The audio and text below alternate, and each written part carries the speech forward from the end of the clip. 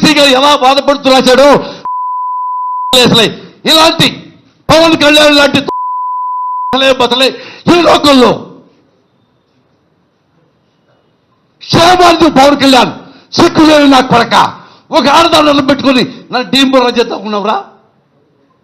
Never. నువ్వు రేపే నీ సార్తో చెప్పించినా సరే నా డెడ్ బాడీ వాళ్ళు చూడుతుంటా నా కొడక నువ్వు తిట్టానికి. నువ్వు పిరిగివాడివిరా.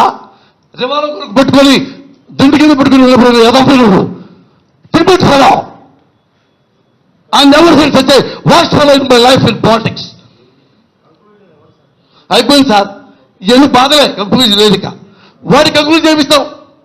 కనీసం నరకాసుడికో హిరణ్యకశిపుడికో కంసుడికో ఒక కంక్లూజన్ ఉంటుంది. ఇలాంటి జీవోత్సవాలకి కంక్లూజన్ ఉండదు.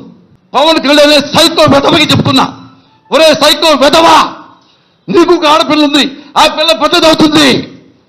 గుర్తు పెట్టుకొని నేను ఇంకా బతికే ఉంటాను. రక్త కన్నీరు పెట్టుకుంటావు. దరిద్రపు నా కొడక. నా భార్య నిన్ను మాట్లాడేందుకు నేను ఏమైనా అవసరా? ఇది చట్టం, సమాజం, ప్రజాస్వామ్యం, న్యాయస్థానాలు ఉన్నాయి కాబట్టి నేను అనలేకపోతున్నాను. అందుకని లిమిటెడ్ అనలేకపోతున్నా.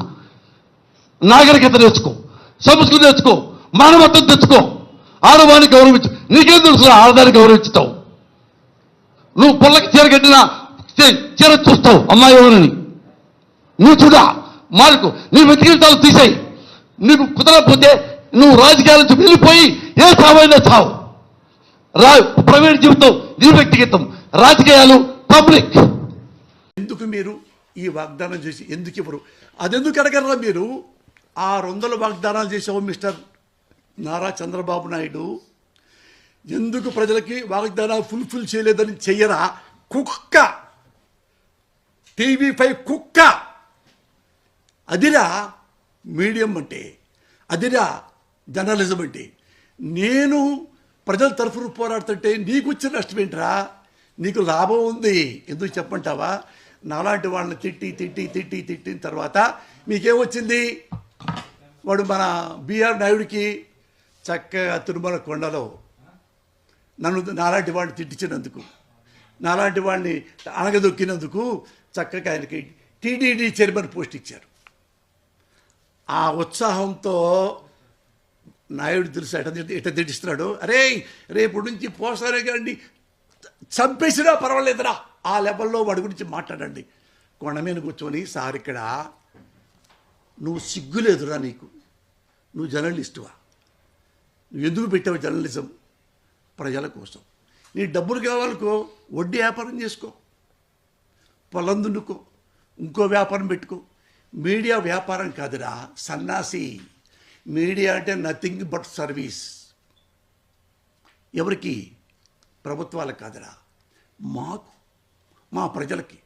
నేను ప్రజల తరఫున ఏమైనా అన్నానా చెప్పు. నేను తిట్లు తెగ బూతులు తిట్టానంట. ఒరే, ఒక తిట్టు వలన సమాజం నాశనం కాదురా.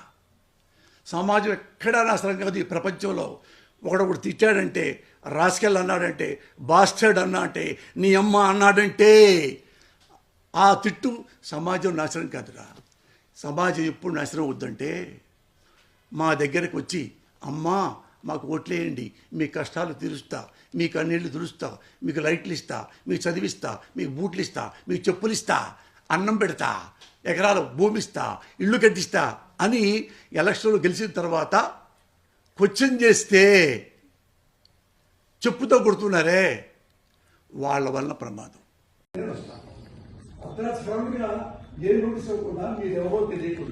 నోటీస్ ఏం లేదా? మీరు లోపలికి కేసుకుంటున్నారు, కేసుకురండి.